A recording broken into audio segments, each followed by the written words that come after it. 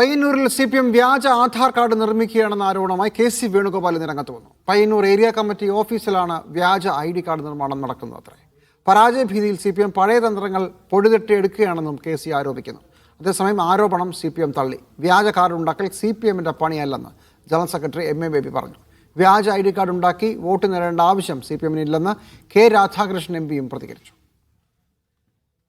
തെരഞ്ഞെടുപ്പിൽ ദിവസം അടുത്തു വരുന്നതോടുകൂടി പരാജയ ഭീതി പൂർണ്ണമായും ഉറപ്പായ CPM പഴയ തന്ത്രങ്ങളെല്ലാം പൊടിതട്ടി വീണ്ടും എടുക്കുകയാണെന്നുള്ള തെളിവുകളാണ് പയ്യന്നൂരിലും തളിപ്പറമ്പിലും നിന്നും പുറത്തു വരുന്നത്. പയ്യന്നൂരിൽ CPMന്റെ പാർട്ടി ഓഫീസിൻ്റെ 3-ാം നിലയിൽ നിന്നും വ്യാജ ആധാർ കാർഡ് പ്രിന്റ് ചെയ്ത് വ്യാപകമായി കള്ളവോട്ട് ചെയ്യുന്നതിന് വേണ്ടിയിട്ടുള്ള നടപടിക്രമങ്ങൾ നടക്കുകയാണ്. വ്യാജ രേഖകൾ ഉണ്ടാക്കുക എന്നുള്ളത് CPIMന്റെ ഒരു രീതിയല്ല. അദ്ദേഹം അതിൻ്റെ തെളിവുകൾ കൊടുക്കട്ടെ. CPMനോ ഇടതുപക്ഷ ജനാധിപത്യ മുന്നണിക്കോ ഇങ്ങനെ വ്യാജ ID കാർഡ് ഉണ്ടാക്കി വോട്ട് തേടേണ്ട അവസ്ഥ ഇപ്പോൾ ഇല്ല. അത് വ്യാജ പ്രചരണമായിട്ട് തന്നെ തള്ളിക്കളയണം.